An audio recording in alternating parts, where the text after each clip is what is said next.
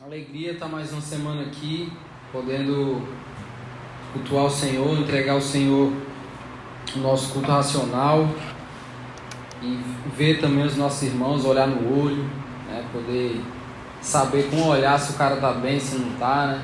A gente tem aquela mania de, não, tá tudo bem, mas o cara olha assim, não tá nada. Isso aí já sei que não tá, porque a gente acaba com as relações, né? Com o vínculo aí, a gente acaba conhecendo uns aos outros e aí a gente sabe quando um está bem, quando um não está, e acaba que isso deve ser também um motivo para a gente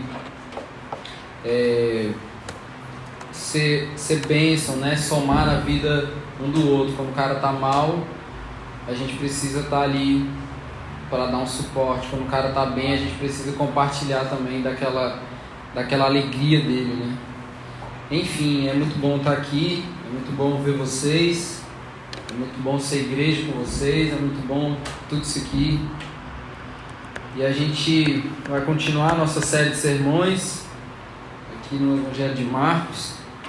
Deixa eu só ajeitar meu cenário aqui, senão eu vou derrubar essas coisas aqui.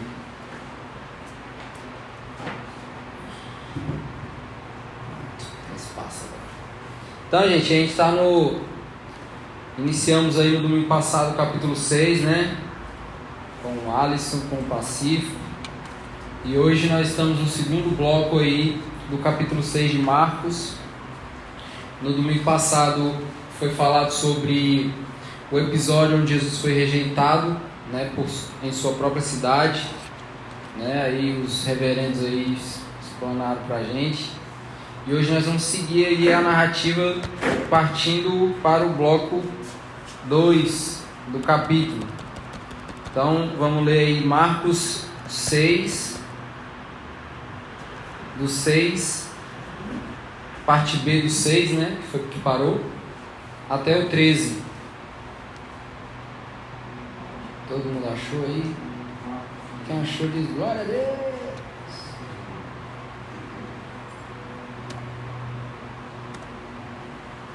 Marcos 6,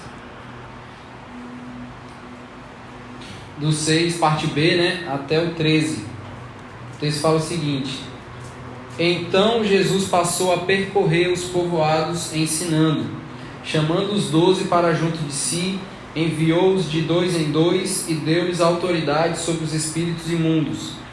Estas foram as suas instruções: não levem nada pelo caminho a não ser um bordão. Não levem pão, nem saco de viagem, nem dinheiro em seus cintos. Calcem sandálias, mas não levem túnica extra. Sempre que entrarem em uma casa, fiquem ali até partirem. E se algum povoado não os receber, nem os ouvir, sacudam a poeira dos seus pés quando saírem de lá, como testemunho contra eles. Eles saíram e pregaram ao povo que se arrependesse. Expulsavam muitos demônios e ungiam muitos doentes com óleo e os curavam. Então o que a gente vê aqui? Jesus, depois de algum tempo, né, exercendo ali o seu ministério em Cafarnaum e naquelas cidades ali por volta do Mar da Galileia, ele decide ir até a sua cidade de origem, digamos assim, porque a gente sabe muito bem que Jesus ele nasceu aonde? Jesus nasceu aonde? Aonde? Belém do Pará, né? Gosta de açaí, Jesus. Gosta de calypso, né? Jesus nasceu em Belém, mas Jesus não morava em Belém. Os pais de Jesus ali, né, não eram de Belém, eles eram de Nazaré, ali na região da Galileia também. Então ele decide agora, depois de um tempo ali atuante já na região ali de Cafarnaum, voltar até a sua cidade, né, ali o seu povoado, que é a cidade ali que marca a vida humana de Jesus, porque ele passou ali boa parte da sua vida comum, digamos assim, a vida comum de Jesus, né, como ser humano, aquela ali de crescer, se desenvolver, interagir com as pessoas, né, na cidade, aquela coisa toda que a gente sabe muito bem. E Maria e José, né, Maria que é a mãe de Jesus, e José é o enviado ali para cuidar de Jesus como um pai, né? eram dessa cidade aí de Nazaré. Então, a gente viu no relato da semana passada que Jesus ele foi recebido em Nazaré com bastante desconfiança, né? Descrédito, as pessoas não estavam crendo naquilo que Jesus estava fazendo ali, e o texto fala lá que Jesus não pôde fazer muita coisa ali naquela cidade, e ele percebeu a incredulidade das pessoas, porque as pessoas pensavam assim, como é que pode a gente ver esse menino crescer, né? Não é aquele Jesus ali, o filho do Zé, né? Filho da Maria, como é que pode? Agora ele chega aí, é o bichão, faz umas coisas sobrenatural, muito esquisito isso daí, né? Mas isso tudo não abala o processo ministerial de Jesus. Jesus vai para ali, passa por tudo isso, mas isso não abala a vida de Jesus. Não faz com que Jesus pense assim, poxa, acho que eu estou num caminho errado, as pessoas não acreditaram em mim, as pessoas que me viram crescer não acreditaram no que eu posso fazer no meu ministério, essa coisa toda. Jesus ele não se abateu, ele não ficou abalado, né, com aquilo tudo ali. E aí ele sai daquela cidade ali de Nazaré e passa a percorrer os povoados ali da região ali próximo, né, com o objetivo de ensinar, que é o que o texto vem falando. E aí fala, chamando os 12 para junto de si, enviou-os de 2 em 2 e deu-lhes autoridade sobre os espíritos imundos. Então, quando Jesus ele sai para ensinar ali em outros povoados, ele chama os 12, aqueles 12 que foram ali instituídos apóstolos, né, por Jesus no monte. Lembra quando Jesus chamou os 12, foi até o monte e aí escolheu ali, né, quem é que seria os apóstolos? Pronto. Esses apóstolos aí, o texto está dizendo agora que Jesus está chamando para junto de si. Isso a gente viu no capítulo 3, né, quando Jesus vai ali ao monte e comissiona, né, ali os 12 apóstolos. E aí a gente vai ver aqui no texto algo que é muito importante para essa narrativa aqui, que é a sequência crescente da ação de Jesus. A gente sempre fala sobre essas coisas porque isso traz muita clareza e muito discernimento daquilo que realmente Jesus está vendo como prioridade, aquilo que o texto está apresentando como um processo de prioridades, né? A gente sabe muito bem que tudo na vida tem um processo, e se a gente pula os processos, a gente pode não ter o mesmo sucesso, digamos assim, essa palavra, né, não é muito legal, mas se encaixa. A gente pode não ter o mesmo sucesso que nós teríamos se a gente cumprisse ali, todo um processo. E aqui, nesse texto aqui, a gente vai ver essa sequência crescente, né, de prioridades que Jesus ele vai apresentando aqui. Olha o que a gente vê. Primeiro, Jesus chama os 12 para junto de si. O que o texto fala? Chamando os 12 para junto de si, enviou-os de 2 em 2 e deu-lhes autoridade sobre os espíritos imundos. Então, primeiro Jesus chama os 12, mas ele não só chama os 12. Aquela ideia que a gente sempre fala, liderança não é você mandar, liderança é você apontar o caminho para onde você está indo e que as pessoas com certeza vão olhar e falar assim, é um caminho seguro, porque ele está indo, não é? Então, Jesus ele não está chamando assim, ei, vem cá, 12, faz isso aqui para mim, tipo aquela ideia de coronel. Jesus não está fazendo isso. O texto fala que primeiro Jesus chama os 12 para junto de si. Por quê? Porque fazer algo, construir algo com o próprio mestre é muito mais importante e muito mais interessante do que você apenas ser mandado para fazer algo. Então, tipo assim, por que nós fazemos tudo o que fazemos? Por que nós construímos? Somos parte da construção do reino de Deus, como cooperadores, porque nós estamos vendo o nosso mestre fazendo e nós estamos agora junto dele fazendo, construindo. Então a primeira coisa que a gente observa aqui dentro dessa sequência crescente aí da ação de Jesus é isso. Primeiro ele chama os 12 para junto de si, para junto dele, primeira coisa. Depois Jesus envia, depois que Jesus chama os 12 para junto de si, Jesus envia, e esse envio aqui tem um significado totalmente apostólico. Tem totalmente, esse texto aqui, essa parte aqui, tem total ligação com aquilo que aconteceu lá no monte. com aquele comissionamento, né? Aquele momento lá no monte foi um momento de falar, olha, vocês são isso aqui. Eu chamei vocês para serem isso daqui. Agora Jesus ele está enviando. Agora é tipo assim, ó. Lembra daquilo que eu chamei vocês lá para fazer no monte? Pronto, agora é a hora que quero que vocês façam. Entendeu? Então esse envio aqui é um envio realmente apostólico. E essa é a primeira vez que os apóstolos de fato estão sendo enviados depois daquele comissionamento lá no monte. E a terceira coisa aqui, dentro dessa sequência aqui crescente de Jesus, é que depois Jesus dá autoridade a eles sobre espíritos imundos. Olha aí, Jesus primeiro chama para junto de si, depois Jesus envia, e depois de Jesus enviar, ele dá autoridade sobre espíritos imundos. Isso quer dizer que Jesus só deu autoridade para ele expulsar demônio? Não, é só expulsar demônio. Se precisar de uma cura lá, não vai dar não, porque a autoridade foi destinada somente para algo específico. Só espírito imundo. Quando tiver espírito imundo, a gente resolve. Quando for cura, aí não dá, porque a gente não tem autoridade. Não. Os espíritos imundos aqui já é uma coisa abrangente. Autoridade sobre qualquer espírito imundo, sobre qualquer dificuldade que possa acontecer, sobre qualquer enfermidade que possa ser ocasionada ali por opressão demoníaca e coisa do tipo. Então, o que é importante a gente lembrar aqui? Autoridade é algo que é instituída por Deus. Nós não temos autoridade. Deus ele compartilha da autoridade que é dele para com a gente. Isso faz com que nós compreendamos que a autoridade que nós temos em alguma área da vida, ela não é infalível e ela também não é permanente e não é eterna. É ou não é? Por exemplo, o cara é um policial, ele é uma autoridade? Se ele vacilar, se ele fizer merda lá, acabou a autoridade dele. Tem negócio de que, não, eu sou eternamente autoridade. Não é. Nós não temos autoridade. Deus ele compartilha da autoridade que é dele com a gente. Por isso que Jesus faz todo um processo aqui. Chama para junto de si. Por quê? Para conhecer o coração dele. Como é que você vai ser enviado para fazer algo que você não sabe? Como é que você é enviado para pregar o evangelho, um evangelho que você não conhece?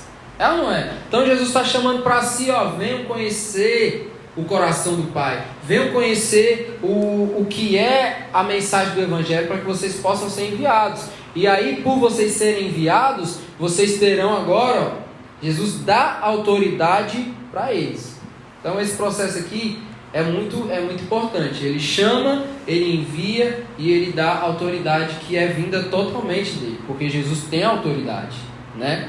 Os apóstolos ali estão recebendo dessa autoridade. Então é interessante a gente pensar sobre essa sequência aqui de Jesus, porque tudo realmente acontece pela dependência que se tem em Deus, em Cristo. A gente falou semana passada, no Diáspora, sobre o Deus independente. Por que o Deus independente? Porque ele não depende de nada e de ninguém para fazer o que ele quer. E aí, em contrapartida, nós como seres humanos, que clamamos o tempo todo por independência, nós caímos na utopia, porque isso não existe. Seres independentes não existe. Adão ele peca quando ele deixa de ser, quando ele deixa de depender, e quando ele quer agora, que as coisas aconteçam a partir dele, a partir da ação dele. Então, em tudo, pode observar, até na área que você mais acha que você é independente, você vai se ver dependendo de algo. O cara fala assim, eu sou rico, não dependo de ninguém. Depende. Você depende do dinheiro para você ser rico. E esse dinheiro depende de outra coisa para você ter e para você ser rico. Então, não existe independência humana. Não existe. O cara fala assim, eu quero sair de casa para ser independente. Olha aí, a ilusão, né, da gente, ser independente. Você só vai deixar de ser dependente da sua mãe, mas agora você vai ser dependente de um tanto de outras coisas. Entendeu? Então o que a gente precisa entender? Tudo realmente acontece porque nós dependemos de Deus. Nós dependemos de Cristo. O que os apóstolos aqui estão vivendo aqui? Uma profunda dependência de Jesus. Eles sabem da vocação, sabem do chamado? Sabe, Jesus já falou para eles lá no monte. Só que agora Jesus está indicando um caminho aqui. Venha para junto de mim. Por quê? Porque vocês devem depender de mim e vocês devem me conhecer. E aí vocês são enviados, ninguém se auto-envia. Do nada o cara acorda e não, acho que eu sou missionário. É isso mesmo, ó. Decidi. Mas e aí?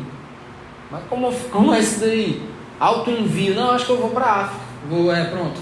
Tem uma grana, né? Já, o que me impede? Vou para a África. Não existe auto-envio. Tudo é dependência de Deus. Então aqui é isso que a gente vê. Jesus chama os apóstolos para junto de si, porque provar ali da relação com Jesus, com o Mestre, é um verdadeiro discipulado. Toda vez que nós precisamos fazer algo para Jesus, nós devemos ser primeiramente discipulados por Ele. Entendeu? É isso que a gente vê aqui. Então, os apóstolos só chegam à autoridade porque antes eles estiveram juntos com o Mestre. Não é tipo assim, eu já sou apóstolo, já me falou, já tenho autoridade. Não, eu já vou para onde eu quiser, eu já posso me auto-enviar. Não, precisa de toda esse processo aqui. E aí, estas foram as suas instruções. Não levem nada pelo caminho a não ser um bordão. Não levem pão, nem saco de viagem, nem dinheiro em seus cintos. Calcem sandálias, mas não levem túnica extra. Então Jesus aqui envia os apóstolos e aí ele dá algumas instruções para eles antes do envio, né? O que Jesus fala? Não levem nada pelo caminho a não ser um bordão. A primeira coisa que Jesus fala, não é para levar nada, exceto uma coisa. O que é essa coisa? Um bordão. O que é um bordão? Um bordão é uma bengala. Por que Jesus está falando que eles não devem levar nada, senão somente uma bengala? Em outras palavras aqui, Jesus está falando que a única coisa que eles devem levar para a viagem missionária é uma bengala para que eles possam se apoiar. Isso já nos leva a pensar das dificuldades que se tem numa viagem missionária, aqui nesse sentido, aqui nesse contexto. Por que não pode levar nada, tem que levar uma bengala para se apoiar? Você fica imaginando aí, os apóstolos, uns velhinhos, os caras tudo de bengala, como que é isso daí? Não, Jesus aqui ele já está apontando que a caminhada cristã, né, porque a vida missionária é parte da caminhada cristã. Como é que o cara é missionário e não é cristão? Né? Como é que o cara tem uma caminhada missionária se ele não tem uma caminhada cristã?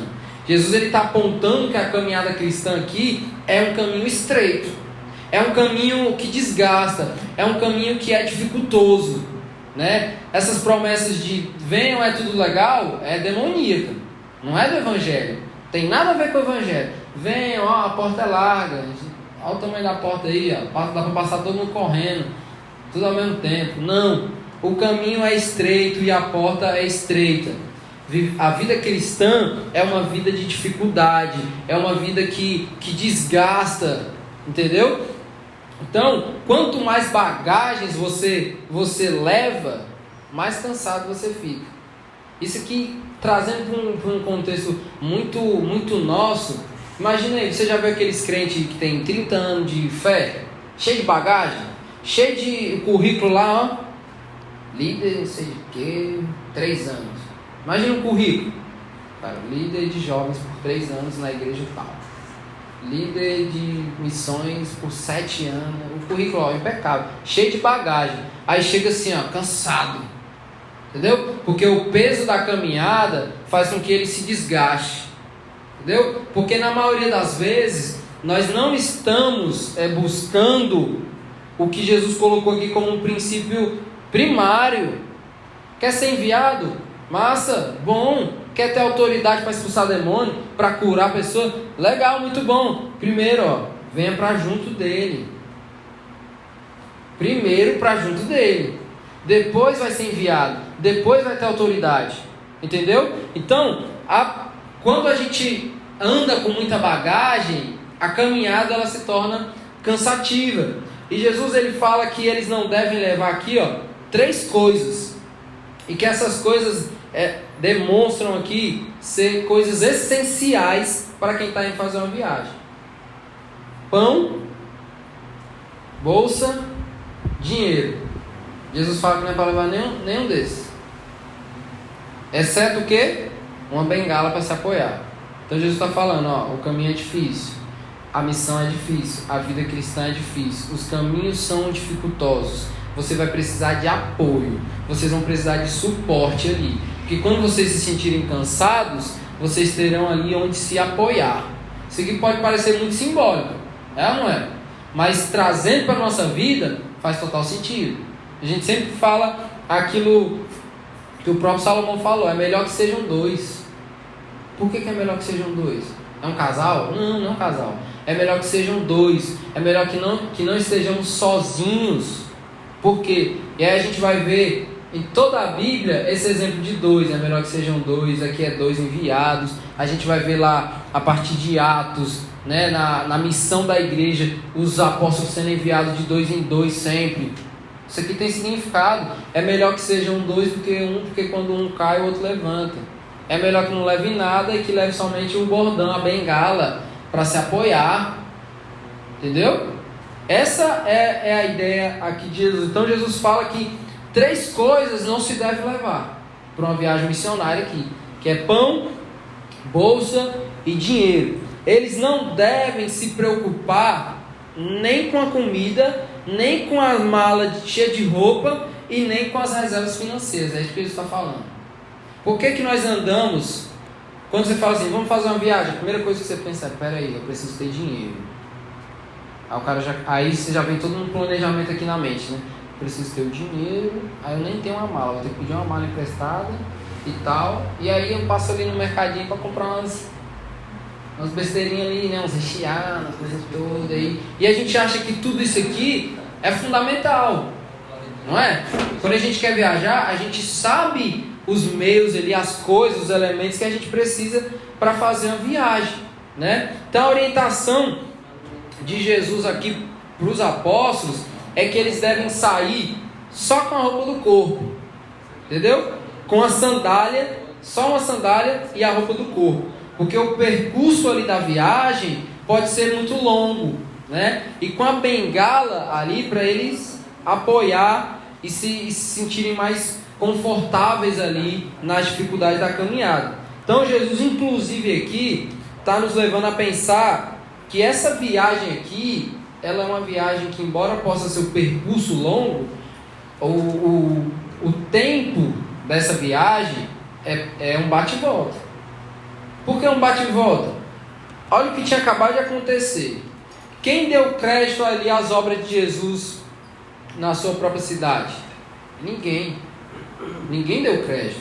Imagina aí que os apóstolos foram ali, estavam com Jesus enquanto ele estava sendo ali descredibilizado, né, pelos seus próprios conterrâneos.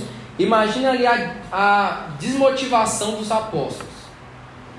Os caras saíram para Nazaré com Jesus, imaginando assim: vai ser massa, vai ficar um tempão lá e vai fazer muitas coisas. Chega lá, nada, não acontece nada disso. E aí, e sem falar que não é somente que não acontece nada disso. Jesus é sem crédito nenhum. Ela não crê no que Jesus está falando. Agora imagine aí a mentalidade dos apóstolos: motivado ou desmotivado com aquela situação? Totalmente desmotivado. Poxa, velho, a galera não deu crédito aí, mano, para as coisas de Jesus. E agora? Imagina aí então. Então, entende por que Jesus ele chama os apóstolos para junto de si? Antes de quê? De enviá-los e antes de compartilhar da sua autoridade. Porque Cristo, ele é o lugar das nossas angústias. É o lugar onde as nossas angústias, a nossa falta de ânimo ali, se transforma em vigor. Entendeu? Jesus sabe que provavelmente os apóstolos estão desmotivados ali, pelo que acabaram de ver. Então imagina aí, Jesus em Nazaré com os apóstolos chegam lá no gás, e aí, frustrado. Não, então vamos sair fora. Não, vamos sair fora, então vamos para outro lugar. Imagina a motivação dos caras. Poxa, mas ali não deu certo, a gente vai... Entende agora por que primeiro Jesus chama os apóstolos para junto de si? Porque é em Cristo, é em Jesus que nós encontramos a motivação. Né? A gente vive a nossa vida toda aí tentando, em busca de motivações. Eu preciso me motivar, irmão, me motiva. Cara, é em Cristo que nós devemos nos motivar. É na cruz de Cristo que nós encontramos motivos. E motivação é motivos. Qual que é o motivo da vida? Olhar para a cruz de Cristo e encontrar nela vida. Encontrar o sentido, o significado. Então Jesus está trazendo eles para si. Jesus não é um líder que não se preocupa com a saúde emocional dos seus discípulos. Não. Jesus sabe que a caminhada é difícil. Jesus sabe que eles vão encontrar dificuldades. E Jesus sabe que eles também não estão muito motivados pelo que eles acabaram de ver. Então Jesus, venham para cá, venham ser discipulados, venham se encontrar com a fonte da alegria, da motivação, e depois, vocês vão. Então é em Cristo que é o lugar onde as nossas angústias elas se transformam em ânimo. Somente em Cristo. Não adianta a gente ficar buscando em outros lugares, em coisas superficiais, né? A gente faz isso e se frustra o tempo todo. A gente passa a nossa vida toda se frustrando. Se frustra com as pessoas, se frustra com as instituições, se frustra com tudo. Se frustra até com Deus. E aí eu te pergunto, o que Deus tem a ver com as suas frustrações? Se Ele é eterno, se Ele é imutável, se tudo que Ele é e é eternamente. Você se frustra porque é você mesmo. Entendeu? Foi o que a gente falou nessa semana no Diáspora, citando lá um comentário do Keller, né? A gente sempre fala assim, fulano frustrou meus sentimentos. E aí o Keller vai dizer que os sentimentos eles não são frustrados. O que é frustrado é o nosso ego. E de fato é o nosso ego que é frustrado. Quando a gente fala assim, fulano frustrou os meus sentimentos, na verdade você está dizendo que ele te desapontou porque o seu ego esperava outra coisa. Então o nosso ego ele sempre está em busca de receber somente o que é bom, né? A gente é assim, a gente quer receber o bem mesmo quando a gente faz o mal. A gente quer receber coisas boas mesmo quando a gente não faz nada. A gente quer que as pessoas ofertem na nossa vida, sejam bênçãos na nossa vida, mesmo quando a gente é uma desgraça para a vida do outro, mesmo quando a gente é uma pedra de tropeço na vida do outro. Mas o que a gente quer? Ser bem servido, né? Melhor é servir do que ser servido. O próprio Jesus falou isso. Por quê? Porque quando você serve, você também é servido. Mas o principal dessa fala de Jesus é porque você tem que servir. Então o nosso ego ele se torna inflamado assim, né? Porque nós queremos sempre receber aquilo que nós não damos. Entendeu? Então, onde que é o lugar que as nossas angústias se transformam em ânimo? Em Cristo. Somente em Cristo. Onde é que nós devemos depositar a nossa esperança e as nossas expectativas? Em Cristo. Entendeu? É por aí. Mas não é ânimo para vencer todas as coisas, né? Essa aí é a má notícia que muitas das vezes as pessoas elas estão pregando. Olha, Cristo é a esperança. Ele é de fato a esperança. Cristo ele vai renovar os seus ânimos, ele vai te dar força para vencer. Aí no momento que você mais ou menos não conseguir vencer, porque aquilo ali faz parte da vida, nem tudo na vida a gente vai vencer. Vai ter coisa que a gente vai ser derrotado ali mesmo. Entendeu? Por quê? Porque Deus tem algo nisso ali para te ensinar. Aí a gente vai pensar o quê? Mas Deus não tinha uma fortaleza para mim aí, eu ia vencer tudo. Entendeu? Não é um ânimo para vencer o que não se está para vencer. É um ânimo para enfrentar as dificuldades necessárias que vão passar na vida. Todas as dificuldades que nós passamos na vida, elas nos servem para nos animar e entender que em Cristo nós podemos. Lembra que Paulo falou? Eu pude viver todas essas coisas Por quê? Porque eu sou bichão? Porque eu sou forte? Não, porque Cristo me fortaleceu. Todas as dificuldades da caminhada eu só pude vencer porque Cristo me fortaleceu. E não porque eu posso vencer todas as coisas. Não porque tudo que aparecer na minha frente eu derroto porque eu sou forte. Nada disso. Então Jesus aqui, ele está apontando para uma possível perseguição, para um caminho estreito, né? Para uma não aceitação ali da pregação dos apóstolos. Jesus está apontando ali para as dificuldades da vida cristã. Dificuldades da vida cristã. Leva só um bordão. O que nós precisamos para ser cristãos e viver em comunidade? Tem uma bengala ali, mas não é uma bengala para te sustentar sempre. A ideia não é essa. A bengala ela não serve no sentido da caminhada cristã. A bengala não é para ficar o tempo todo, mas de novo, um cara desse quer nada, mano, tem que ficar o tempo todo levantando ele. Não, é para quando realmente você não tiver mais força por si só, aquela bengala está ali para te suportar. Mas a gente não, a gente está o tempo todo precisando de bengala. O tempo todo. Passa 3 semanas sem orar, aí depois diz assim, eu estou mal com Deus. É óbvio, irmão. É muito óbvio que você está mal com Deus. 3 semanas sem ler a Bíblia, eu acho que eu estou meio desviado. Você acha? Com certeza você está. Entendeu? Então, essa bengala não é aceitável na caminhada cristã. Não. A caminhada cristã é quando você está ali, lutando para vencer as suas demandas ali, as suas dificuldades, mas você está perseverando, você está buscando ali mudança. Não é quando você se rende por completo e depois manda mensagem, ei, fui derrotado. Mas peraí, irmão, por que não manda uma mensagem quando está sentindo que vai ser derrotado? Manda mensagem quando já está ali desmaiado? Aí é osso, não é? Por que a gente não conta uns com os outros quando a gente sente que a gente vai... Irmão, estou sentindo que eu estou indo para um caminho errado aqui. Vou logo procurar aqui uma bengala. Não é? Mas a gente quer a bengala quando? Quando a gente já está lá, 6 meses usando droga, loucão já, e aí, irmão, agora as demandas são bem maiores, entendeu? Agora, o que a gente poderia ter feito lá no início, agora já nem dá mais, tem que procurar outros recursos, outros meios, entendeu? Porque a gente não entende o valor e o propósito da caminhada cristã. Jesus, ele está apontando logo de cara. E por que a gente não entende os valores aí e as dificuldades da caminhada cristã? Porque a gente, na maioria das vezes, a gente não fala sobre as dificuldades da caminhada cristã. Ei, cara, é difícil, viu? Mas por que a gente não fala? Está na Bíblia.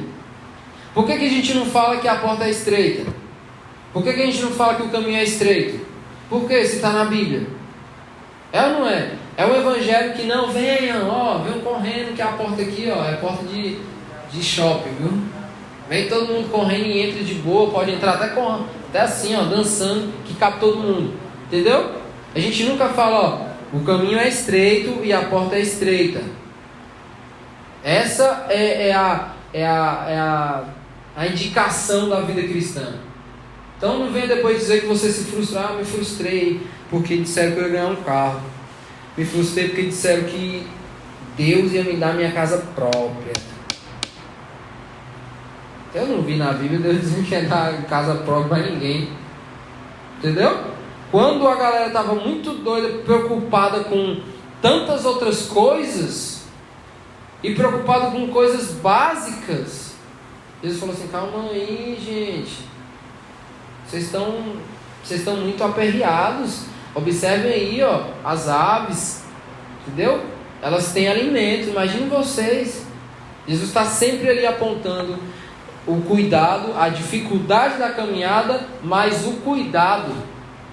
O que a gente vê aqui? Jesus primeiro mostra que está ali, chama para junto de si e depois aponta a dificuldade da caminhada. Então, não levem pão, Jesus fala, porque vocês não devem confiar na comida que vocês têm. É isso que Jesus está apontando ali. Não levem mala, não levem sacola, o texto fala, sacola, bolsa, para levar, porque vocês não devem levar mais do que uma túnica. O texto está falando, uma mala pesa muito em uma viagem. Quem viaja muito aí, se liga. A pior coisa que tem na viagem é mala, mano. É arrumar a mala, é levar a mala. No final, quando você chega em casa, desfazer a mala, fica um mês lá a mala lá, ó. E o cara fica, mas cadê aquela minha blusa, hein, mano? Tá dentro da mala lá, irmão. Pode olhar lá. Pode cavar lá a mala lá que você vai achar ela lá. Entendeu? Então é isso que Jesus está falando. A mala, ela pesa na viagem e isso traz cansaço para caminhar. Né? As bagagens aí, ó, traz cansaço. E aí Jesus fala que eles nem devem levar dinheiro. Porque quem confia no seu próprio dinheiro, adora o Deus errado. Nós estamos caminhando a vida cristã aí, mas nós estamos, na verdade, adorando o nosso próprio dinheiro. Nós estamos dependendo totalmente do nosso dinheiro, buscando esperança na nossa conta bancária. É ou não é? É tanto que nós só fazemos planos de vida a partir da nossa realidade financeira. Quem é que faz ao contrário aqui? Eu faço ao contrário. Primeiro eu sonho e planejo, depois eu penso como é que vai acontecer o negócio. Não é tipo assim, eu tenho tanto, e aí por eu ter tanto, isso me atende para fazer tais coisas. Eu não faço isso. Para mim não funciona não. Porque senão eu não faço nada da vida. Então eu vou logo pensando assim, eu preciso de tal coisa. Agora eu vou atrás do dinheiro para essa coisa que eu já sei que eu quero ter. Entendeu? Então, é isso que a gente faz na maioria das vezes. A gente adora o Deus errado. Nós colocamos a nossa expectativa e a nossa esperança no Deus errado. Se eu contar para vocês as minhas experiências com a Ciane em viagem, eu acho que a gente ficaria aqui um monte de dia e vocês iam achar que eu sou um tremendo mentiroso. Das loucuras que o Japinha aí sabe. Ó. A gente teve uma vez, eu cheguei pro Japinha e falei assim: ei, Japinha, bora pro Rio? Aí, como? Aqui a gente vai pro Rio. Cadê o dinheiro? Vamos. Tem não tem nada aí. Mas eu tenho 400 reais, é o dinheiro que eu tenho. Eu falei, pois é, 400 reais a passagem. Mas e a volta? Eu falei, já tá pensando na volta? Nem foi ainda. Já tá querendo voltar? Vamos.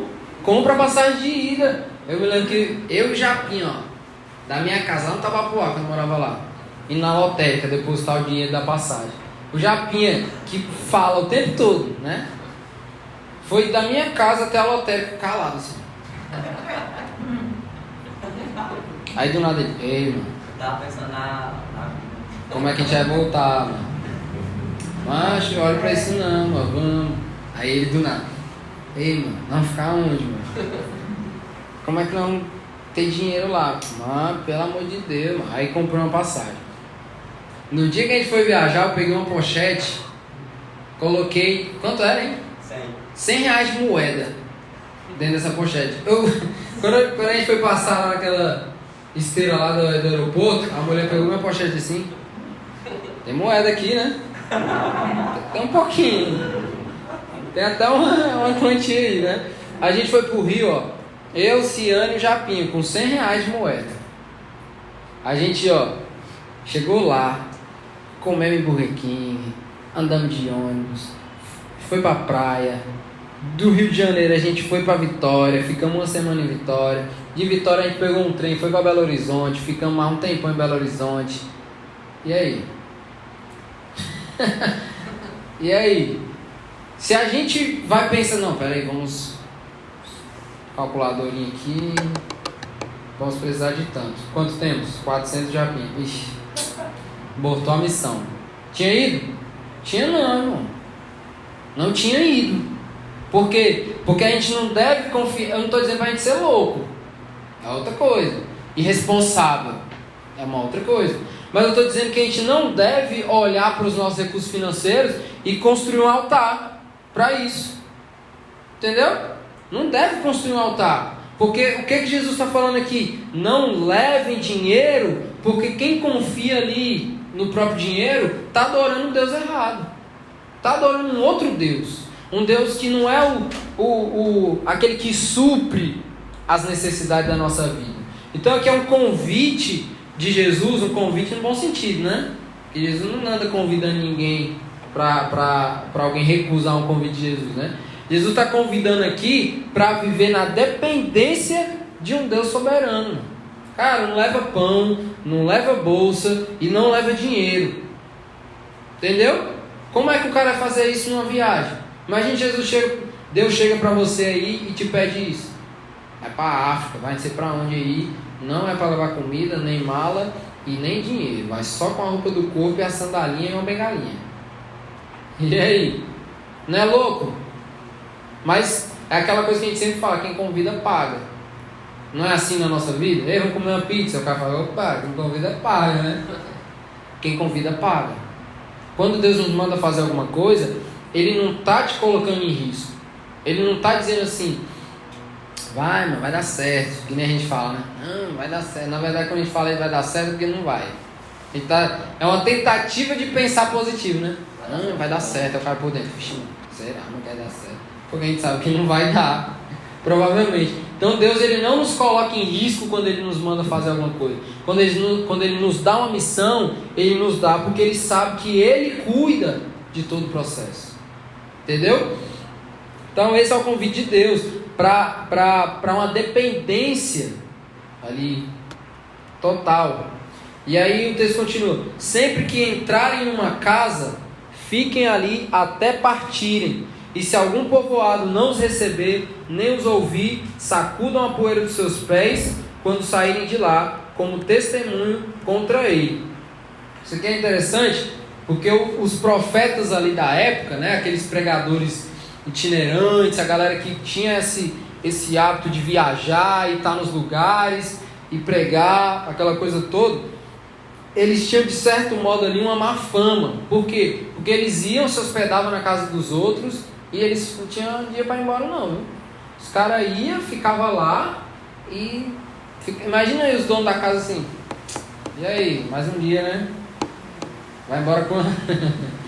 Aí ficaria até quando? Os caras tinham má fama, porque eles se aproveitavam da boa hospitalidade das pessoas, né? Que, lembrando que a boa hospitalidade é um valor importantíssimo do Evangelho. Eu estou lendo um livro lá em casa, que é o Evangelho e as Chaves de Casa, que fala isso. Fala sobre a hospitalidade do cristão. O cristão ele tem que ser hospitaleiro, né? Ele tem que receber bem as pessoas, ele tem que dar o melhor para as pessoas. Mas aí esses caras aqui, eles eram bem recebidos, as pessoas tratavam eles bem, mas aí eles se aproveitavam daqui e ficavam ali por dias, né? Então, o que Jesus fala? Sempre que entrarem numa casa, fiquem ali até partirem, e se algum povoado não os receber, nem os ouvir, sacudam a poeira dos seus pés quando saírem de lá, como testemunho contra eles. Então, porque eles se aproveitavam, as pessoas ali, da boa vontade, né, da galera que recebia eles, e ficavam lá um monte de dia. Então Jesus aqui, ele está prevenindo que isso aconteça. Cara, a pior coisa que tem é um cristão que tem má fama. É o cara que não paga no comércio, é o cara que joga o lixo na rua e o vizinho fica sabendo e fala assim, porque é crente, viu? Crente joga o lixo ali, ó, suja a rua. A pior coisa que tem. E aí quando a gente vai ver, ó, as coisas que a gente mais ouve, eu não vendo nada para crente. Por quê? Porque crente tem mania de não pagar. Olha só, mano. Olha só onde a gente está metido, né? De ter má fama. E aí a galera tinha má fama, porque eles faziam isso. Então Jesus ele está prevenindo que isso aconteça, por quê? Porque Jesus ele se preocupa não com a fama, não que eles tenham boa fama, mas que eles representem ali de fato, que eles evidenciem ali valores do Evangelho. Ter má fama não é valor do Evangelho. Isso aí traz descrédito para a mensagem que carrega. Então, por exemplo, o cara prega bem, tem uma boa oratória, mas é um mau caráter. E aí? Entendeu? Não está dizendo nada. É mesmo que nada, na verdade, né? Então, por isso que as instruções aqui de Jesus eram para levar o básico.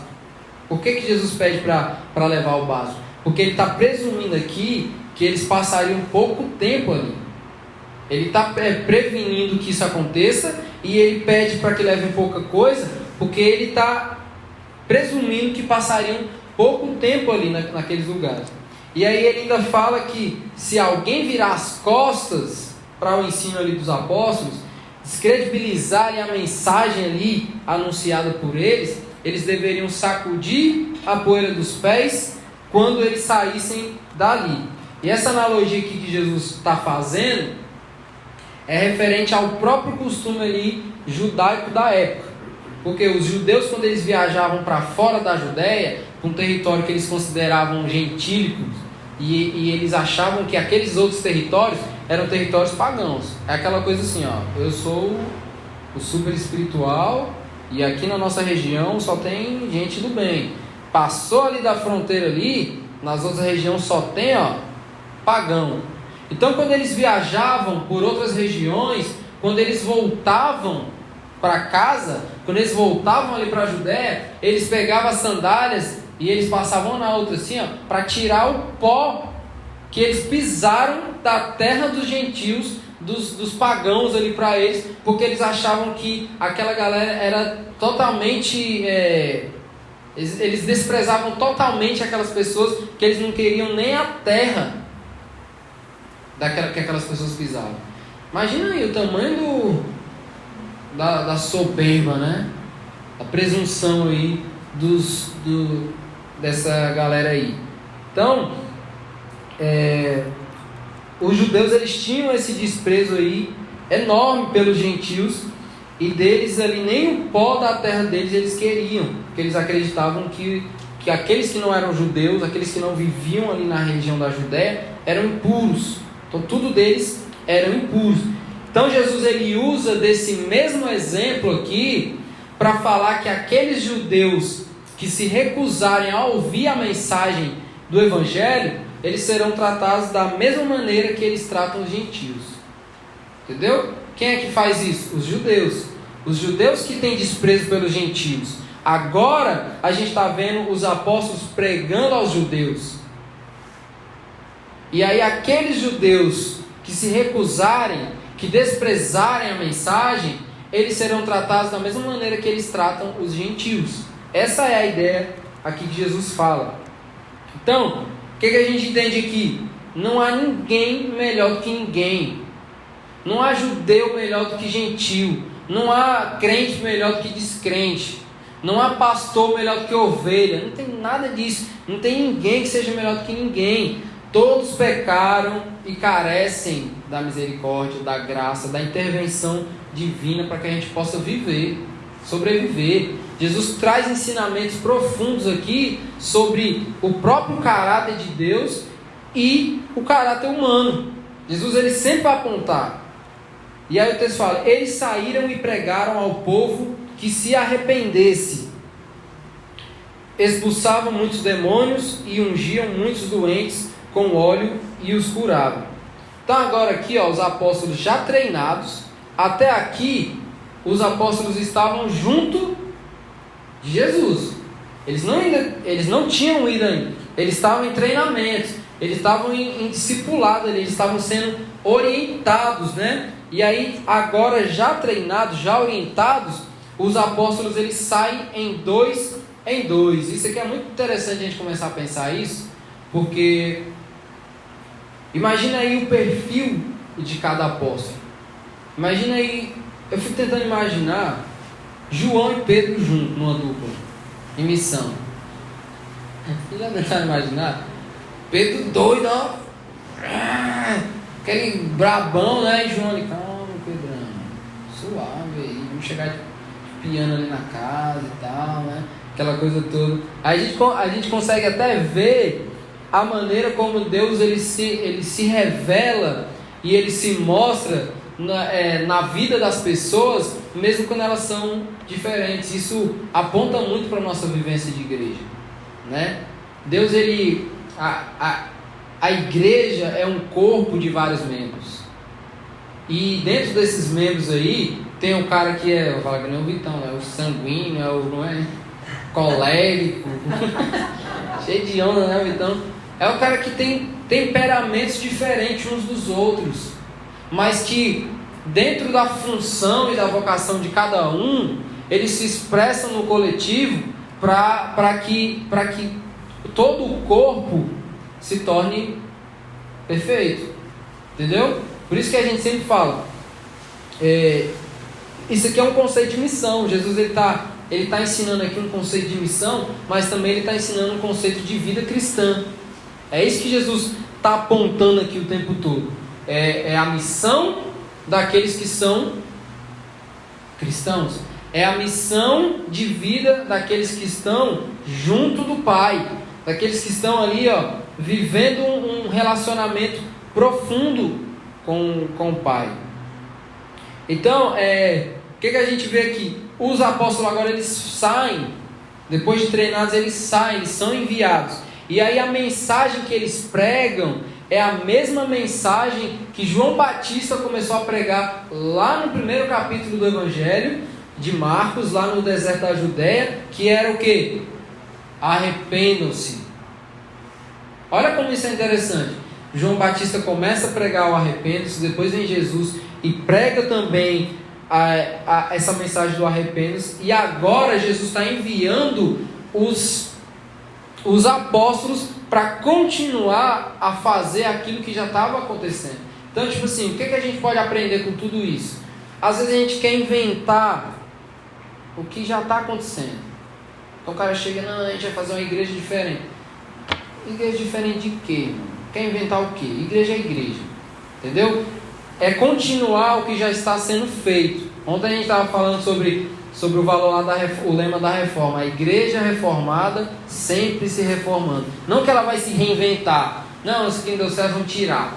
Vamos inventar. Não, é porque sempre é preciso voltar para os valores ali e os princípios que são fundamentais para não se perder na caminhada. Então o que a gente vê aqui? Os apóstolos estão criando uma nova mensagem? Uma nova teologia aqui dos apóstolos? Não. A mensagem é a mesma. Então tipo assim, não, eu quero um evangelho diferente. Diferente de quê? Evangelho é evangelho, irmão. O evangelho é uma única coisa. É a mensagem da obra e da vida de Jesus. Esse é o evangelho. Não, mas eu acho que o evangelho tem que ser diferente. Diferente de quê? O que a gente vê aqui? Os apóstolos estão seguindo o fluxo. Estão seguindo o fluxo. O que João Batista pregou, eles estão pregando. O que Jesus pregou, já vindo depois de João Batista, eles também estão pregando. Então, percebam, todos eles estão pregando a mesma mensagem para o mesmo povo. É como se a gente estivesse pensando assim, meu irmão, essa galera é teimosa, viu? Precisou vir João Batista, depois veio Jesus falando a mesma coisa, agora os apóstolos, tudo falando a mesma coisa. Por quê? Esses caras estão pregando, gente, e trazendo a ideia da urgência e da necessidade de se arrepender dos pecados, se arrepender de uma religiosidade. O público-alvo aqui, praticamente do ministério de Jesus, e agora aí, dessa chegada dos apóstolos, são os judeus, são os fariseus, são os caras que já se acham crente. Então quando a gente fala assim, nós precisamos avançar e pregar o evangelho, nós precisamos sim, mas a gente se perdeu no caminho, agora a gente tem que pregar para crente. A gente está precisando pregar para crente, porque senão daqui a pouco tem um monte de igreja na cidade, as igrejas estão tudo cheias, mas de um monte de gente que não sabe nada sobre Cristo. A gente vai avançar? Vamos, mas é preciso primeiro, agora, cuidar da galera. Ensinar princípios básicos da fé. Entendeu? Estava falando, eu fiz um curso aí, disponibilizei um curso de missões. Aí os alunos, só gente, tipo, bagagem, viu? Gente que veio com mochilinha, mala, cheio de roupa, né? Experiência, aquela coisa toda. Missionários, experientes. Não sabiam valores básicos da fé. Básicos. Então a gente está por aí, O campo missionário está cheio. Mas e aí? O que a gente sabe sobre o Cristo? O que nós sabemos sobre a fé? O quê? O que é que a gente sabe? Então, todo esse movimento aqui de pregação do Evangelho aqui, né, nesse contexto aqui de Jesus, é para um povo que já se diz religioso, é para um povo que já diz que sabe a lei, decorada, ponta a ponta. Entendeu? E Jesus está ali, ó. João Batista chega, arrependam-se. Depois vem Jesus, arrependam-se. Agora vem os apóstolos e arrependam-se. Entendeu? Para a galera que aparentemente sabe. Então é urgente aqui a necessidade de se arrepender de uma religiosidade doentia. É urgente aqui, né? Uma religiosidade que priva as pessoas de serem supridas em suas necessidades. É o que a gente vê aí na religião dos fariseus. Ah, mas no sábado vai pegar espiga aí no meio do roçado aí? Pode não. Religião acima de tudo. Mas o cara está com fome. Não pode. Não pode. Entendeu? Priva as pessoas de serem supridas pelas necessidades básicas, né? Que desprezam ali os diferentes. Quando vai para o outro território, quando chega, ó, limpa, passa álcool em gel, porque pisou no território de gente que para eles eram menores. É para esse povo aqui que a mensagem do Evangelho está chegando. Depois, ó, a mensagem se espalha. Mas Jesus ele tá preocupado com aquela região ali, com aquela galera que se diz religiosa. É a galera que fala assim, ó, não, pra gente só há um Deus. Mas aí, ó, confiam em si mesmo, confiam nos próprios recursos, confiam na religião, confiam nas teses que eles mesmos criam, mas que falam, não, nós cremos num único Deus. É para esse povo aqui que Jesus está falando e que os apóstolos estão falando. Então a pregação do Evangelho, ela confronta o religioso. Confronta, ela deve confrontar o religioso. A pregação do Evangelho, ela confronta aqueles que se acham autossuficientes. Confronta e deve confrontar aqueles que falam assim, eu dependo somente de mim. Ah, Adão, vamos ver. O Evangelho confronta isso daí. A pregação do Evangelho confronta, esse é o fato. Confronta. Nos leva a sair de uma vida superficial. Entendeu? Não tem como um cristão viver uma vida superficial. Não tem como. O cristão vive o extraordinário. Mas o extraordinário não é algo também de outro mundo, não. É só uma questão de percepção. Entendeu? Então 3 coisas eu trago. Estou bem batista hoje, né? 3 coisas eu trago aqui para reflexão de tudo isso que a gente falou hoje. Primeira coisa, Deus ele sempre nos prepara para descredibilidade. Exemplos. Nós mesmos aqui, ó, uma igreja que quando a gente começou lá na barbearia, eu chegava lá no domingo, o menino falava assim, ei, mas a galera tá doida, ó, mano. Ei, mas o que vocês estão fazendo? Estão fazendo culto na barbearia? Mas isso aí não vai dar certo não, mano. Você é doido, é, mas isso aí... Quem é o pastor? Tem pastor, mas isso aí... É ordenado, cara? Como é que é? Quem foi que ungiu? Descrédito. Vivendo na desconfiança. Entendeu? Tipo assim, não vai dar certo. O pastor me falou, viu? Não meteu fé na local. Tá aí, ó. Deus pegou ele. Entendeu? Deus ele sempre nos prepara para viver isso aí. É para olhar, não vai dar certo não, beleza, amigo. A gente se vê lá no céu, todos juntos. Entendeu? E compartilhando do que foi bom, do que aconteceu. Então Deus ele sempre vai nos preparar para isso. O fato de que as pessoas não terão confiança na gente não deve frustrar os nossos sentimentos. Entendeu? Isso mostra o nosso ego exaltado. Poxa, o cara não acredita em mim, aí o cara fica logo triste. Porque o ego está clamando ali, ó, por confiança. Confia em mim, cara, eu vou provar que vai dar certo e tal. A gente não precisa provar nada para ninguém. A verdade é essa, a gente não precisa provar nada para ninguém. Deus, ele sempre quer nos levar ao entendimento que dependemos exclusivamente dele. A gente nunca vai ter o mérito do que acontece na nossa vida. Entendeu? Muitos testemunhos nós temos de vida. Só que esses testemunhos, eles não dizem respeito àquilo que nós somos, àquilo que nós temos capacidade de fazer. Esses testemunhos, essas experiências de vida, elas só revelam aquilo que Deus faz na nossa vida. Tipo assim, fui curado. Minha mãe, ó, 1994, no ano que muitos de vocês aqui nasceram. Quem nasceu em 94? Tem alguém aqui? O Alisson. Tu também, Japim, não? É mais novo, né? De 80. 80, né? Muita gente nasceu em 94, ó. Minha mãe foi curada de um câncer. Tá aí, ó. Viva. Depois de 20 e quantos anos? 26, né? 26 anos. Entendeu? Isso serve para quê? Para mostrar que nós dependemos de Deus. Toda a nossa vida depende de Deus. Primeiro que se não fosse por Deus, a gente só seria estátua, né? Se não fosse o sopro ali, ó, de Deus, só era um barro ali, uma estátua ali bonita, perfeita, mas que só era estátua. Que só teve vida a partir do sopro de Deus. Porque Deus é o dono da vida. Então tudo que nós temos, tudo que nós recebemos de Deus é mérito de Deus. Tudo que Ele faz por nós é mérito dele, não é mérito nosso. Jamais é mérito nosso. Então que a gente aprenda a confiar e a depender de Deus. Mesmo quando, isso eu não estou dizendo que você tem que largar tudo e falar, agora eu dependo só de Deus assim.